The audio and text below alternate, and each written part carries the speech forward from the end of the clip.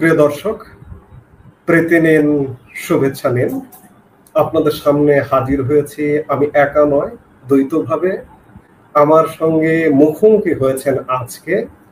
নমস্কার, আমি তরুণ ঘোষ। গত 16-17 মাস ধরে আমি তো আপনাদের কেবল আশার বাণী শুনিয়েছি যে এই হতে পারে, ওই হতে পারে, এই হবে, ওই হবে। আজকে আমি আপনাদের নিশ্চিন্ত করতে চাই যে বাংলাদেশ এবার তার সবক শিখবে। দোহাতে একটা বৈঠক হয়েছে, তার ডিটেলটা আমার হাতে এসছে। এই বৈঠকে উপস্থিত ছিলেন, মানে 4টে দেশের মধ্যে বৈঠক হয়েছে। তার মধ্যে উল্লেখযোগ্য যারা, তারা হচ্ছে ভারতীয় 4 ICS ইন্ডিয়ান সিভিল সার্ভিসের অফিসার। তাদের মধ্যে একজন আবার এই আমাদের যে ট্যারিফ নিয়ে যে দর কষাকষি হচ্ছিল, খুব ঝানু লোক, তিনি ছিলেন IAS, অবশ্যই ইন্ডিয়ান সিভিল সার্ভিসের।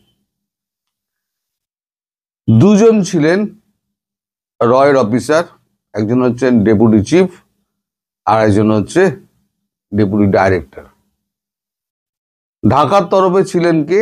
খলিলুর রহমান ও তার সেক্রেটারি। ইউনাইটেড স্টেটস থেকে, মার্কিন যুক্তরাষ্ট্র থেকে ছিলেন দোহায় নিযুক্ত US চার্জ দ্য অ্যাফেয়ার্স। আর টার্কি ছিলেন, টার্কির হয়ে একজন ছিলেন, তিনি হচ্ছেন বিদেশ মন্ত্রকের উচ্চপদস্থ একজন আমির। এই 4 পক্ষের একটা মিটিং হয়েছে গত পরশু দিনকে। এই মিটিংয়ে যা সিদ্ধান্ত হয়েছে তা পরিষ্কার খলিলুরকে জানিয়ে দেওয়া হয়েছে। মিটিংয়ের মধ্যে এত প্রেসার ছিল, এই মিটিংয়ে খলিলুর বেশি মুখ খুলতেই পারেনি।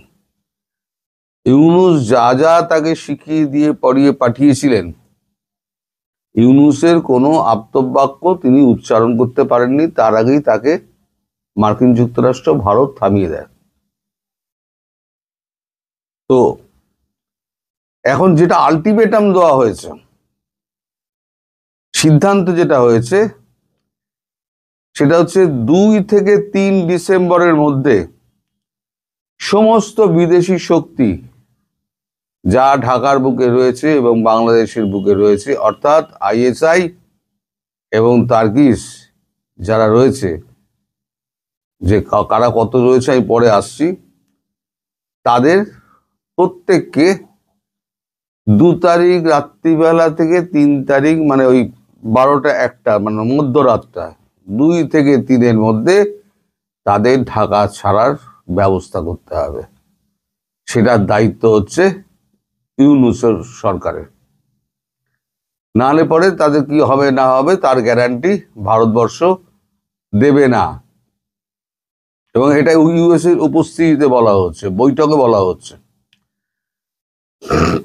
যারা যারা রয়েছে এদের মধ্যে 17 জন আপনার ISI এর চেলা চাপেটা আছে, আর 57 জন টার্কিশ সেনার প্রযুক্তিবিদ, যারা ড্রোন শেখায়, চালানো শেখায়, এই প্রযুক্তিবিদ এবং সেনা অফিসার।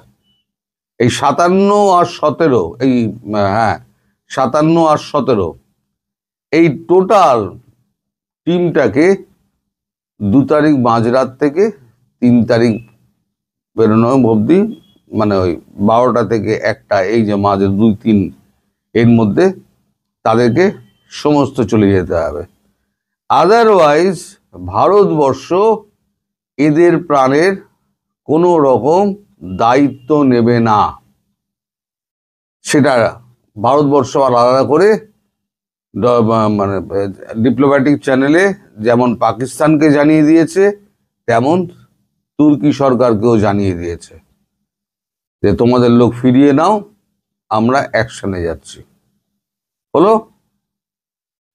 এবার খলিলুরের বক্তব্য যেটা ছিল, সেটা হয়েছে আপনাদের মিডিয়ায় তো কিছু বলে না, মিডিয়ায় তো ভারতের পেঁয়াজের দাম বলে আর সমস্ত ভুলভাল তথ্যপত্র দেয়।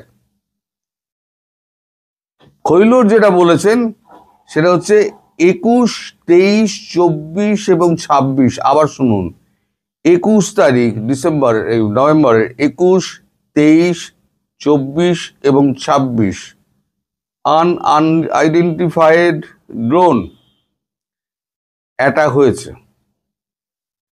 কোথায় কোথায় অ্যাটাক হয়েছে? আচ্ছা, প্রথমে মারা গিয়েছে এই যে অ্যাটাক হয়েছে আননোন আনআইডেন্টিফাইড যে ড্রোন। আমি গতকালকেই বলছিলাম যে দেখবেন কোন দিন আনআইডেন্টিফাইড ড্রোন গিয়ে আছড়ে পড়বে, যেমন বিমানবন্দরে পড়েছিল, মায়ানমারে পড়েছিল, মনে পড়ছে কালকে বলেছিলাম, কালকে না পরশু দিনের ভিডিওতে বলেছিলাম। আমি তখন জানতাম না 21, 23, 24 এবং 26 অলরেডি অ্যাটাক হয়ে গিয়েছে, তাতে 11 জন মারা গিয়েছে। তাদের মধ্যে কারা কারা কোন দেশের লোক রয়েছে? তুর্কির 1 জন, পাকিস্তানের ISI এর 2 জন, উলফা আই এর 4 জন, লস্করের সাইবার সেল ইউনিটের 2 জন, জামাতের 2 জন, এরা মোট 11 জন এরা ঘটনাস্থলেই প্রাণ হারায়। কারা মেরেছে না মেরেছে সে ব্যাপারে এখনো পর্যন্ত কোনো রকম ধারণা খলিলুরের নেই। এই বক্তব্য হচ্ছে খলিলুরের, যেটা আর কি খলিলুরের DGIF খলিলুরকে জানিয়েছে। ড্রোন কোথায় কোথায় পড়েছে? ড্রোন পড়েছে কুমিল্লা আখাউড়া বর্ডার, সিলেটের তামাবিল সহ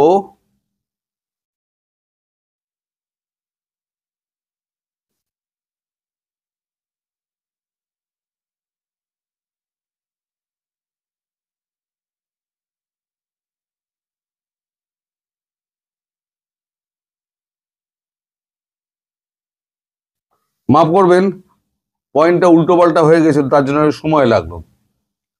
সিলেটের তামাবিল সহ অসম ত্রিপুরা সীমান্ত, মায়ানমার বাংলাদেশ সীমান্তে এইখানে এই ড্রোনগুলো পড়েছে। আচ্ছা, US যে অ্যাডভাইজারি জারি করেছে মার্কিন যুক্তরাষ্ট্র, সেই অ্যাডভাইজারিতে বলা হচ্ছে 3 তারিখ থেকে 6 তারিখ পর্যন্ত এটা হচ্ছে একটা স্পর্শকাতর সময় বাংলাদেশের জন্য। এই স্পর্শকাতর সময়টা চলতে পারে সর্বনিম্ন 3 ঘন্টা থেকে 11-12 ঘন্টা পর্যন্ত।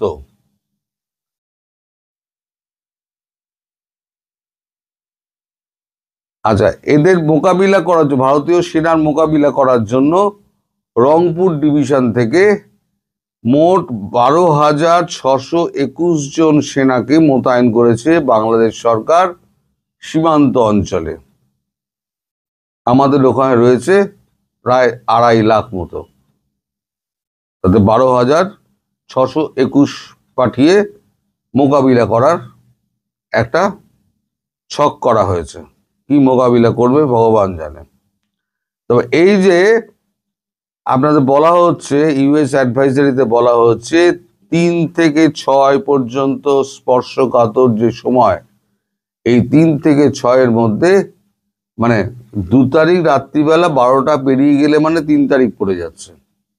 আর এই অ্যাটাকগুলো হয় কিন্তু রাত্রিবেলাতে। ফলে যারা যারা আমায় প্রশ্ন করছিলেন, দাদা 7 দিনের সময় তো পেরিয়ে গিয়েছে, আপনি তো কিছু বলছেন না, আমি তাদেরকে লিখেছিলাম, মানে কমেন্টের উত্তরে দিয়েছিলাম, যা বলবে ভারতীয় সেনা বলবে, এখন আর আমাদের কিছু বলার নেই। ভারতীয় সেনাকে গো অ্যাহেড অর্ডার দিয়ে দেওয়া আছে, সবুজ সিগন্যাল দিয়ে দেওয়া আছে, তারা সেই সবুজ সিগন্যাল অনুযায়ী তারা এই অপারেশন করবে। আশা করা যাচ্ছে 3 থেকে 6 মধ্যে পুরো বাংলাদেশকে সাফ করে দেওয়া যাবে। এবার আমার একটা অ্যাডভাইস রয়েছে আপনাদের কাছে। আমার অ্যাডভাইস এটা হলো যে বিশেষ করে রংপুর এবং চট্টগ্রাম এলাকায় যারা থাকেন তারা সব ওই অঞ্চল ছাড়ুন।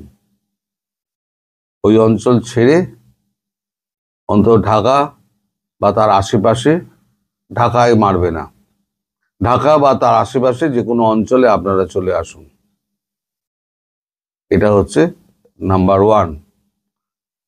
নাম্বার 2, যাদের আত্মীয় স্বজন ক্যান্টনমেন্টের মধ্যে রয়েছেন, চেনাশুনো আত্মীয় পরিজন বন্ধু বান্ধব ক্যান্টনমেন্টের মধ্যে রয়েছেন, তারা ইমিডিয়েটলি ক্যান্টনমেন্ট 1 তারিখের আগে ছাড়ুন।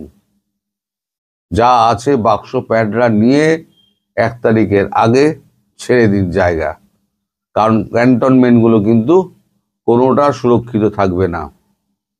মানে আমার যা এই ভারতীয় অ্যাকশন দেখে আমার যা মনে হয়, মানে আমি তো দীর্ঘদিন ধরে দেখছি বিভিন্ন জায়গায় অ্যাকশন হয়েছে, প্রথম কিন্তু ক্যান্টনমেন্টগুলো যায়, আর সীমান্ত এলাকার যে সমস্ত আপনার এই ঘাঁটিগুলো রয়েছে সেই ঘাঁটিগুলো ঘোরাবে। এখন কোনটা মিসাইল মারবে কোনটা ড্রোন মারবে তা আমি জানি না, তবে মিসাইল মারার সম্ভাবনা সব থেকে বেশি হচ্ছে গিয়ে ক্যান্টনমেন্টগুলোতে। আর ড্রোন মেরে যা প্রিসিশন ড্রোন যেগুলো আছে সেগুলো আপনার ছোটোখাটো যে সমস্ত ইনস্টলেশন রয়েছে উগ্রবাদীদের, সেই সমস্ত ইনস্টলেশনগুলোই মারবে। আর বড় ইনস্টলেশন হলে পরে সেখানে মিসাইল অ্যাটাক হবে, অগ্নিও হতে পারে, আকাশও হতে পারে, পিনাকাও হতে পারে, যা খুশি তাই, অনেক কিছুই হতে পারে,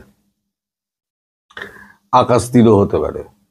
আর যদি একটা ব্রহ্মোস, আমার একটা অনুরোধ শুনে, যদি ভারতীয় সেনা একটা ব্রহ্মোস যদি একটা মারে, তাহলে পরে মোটামুটি অর্ধেক মানে বাংলাদেশের অঞ্চল, অর্ধেক না হোক অন্তত 10-15% অঞ্চল তো সমুদ্রের সঙ্গে মিশে যাবে, এবং সেখানে একটা বিল তৈরি হয়ে যাবে। মৎস্যজীবীরা ওখানে মাছ ধরতে পারবেন, ইলিশ মাছ চাষ করতে পারবেন, সেই ব্যবস্থা ভারতবর্ষ করে দেবে। ইউনেস্কো এখনো পর্যন্ত কোনো রকম টাইম দেওয়া হয়নি, বা যদি দিয়েও থাকে তাহলে পরে আমার কাছে সেই খবর এখনো পর্যন্ত আসেনি। আমার মনে হয় ইউনেস্কো কোনো রকম টাইম ফ্রেম বেঁধে দেওয়া হয়েছে, এর মধ্যে ইউনেস্কো ছাড়তে হবে গদি।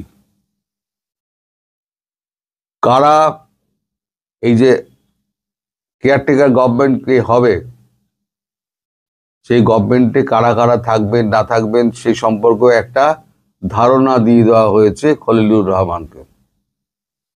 আপনি উপদেষ্টা আছেন, আপনি উপদেষ্টা থাকুন, কিন্তু গভর্নমেন্ট যারা চালাবে তাদের একটা আউটার একটা দিয়ে দেওয়া হয়েছে, ধারণা একটা দিয়ে দেওয়া হয়েছে, কিছু নামের তালিকা দেওয়া হয়েছে, সেটা সম্পূর্ণ আমার কাছে আসেনি, তাই আমি বলতে পারবো না। সুতরাং আমার অ্যাডভাইস অনুযায়ী আপনারা যারা যারা ওখানে আছেন তারা ওখান থেকে কেটে পড়ুন। আপনাদের বাংলাদেশ সাফাই অভিযান খুব শিগগিরই শুরু হচ্ছে। এই 17 মাস ধরে আমি যে দিনটার জন্য অপেক্ষা করছিলাম এবং চিল্লিয়ে যাচ্ছিলাম, এবং অনেক গুজববাজ আমি শুনেছি, হজম করেছি, আজকে তাদের মুখের ওপরে 3 তারিখ থেকে জবাবটা পড়বে। আর দেখব মুমিনরা লুঙ্গি তুলে বঙ্গোপসাগরের দিকে কত দ্রুত পালাতে পারে। সবাই ভালো থাকবেন, সুস্থ থাকবেন এবং সাবধানে থাকবেন। নমস্কার।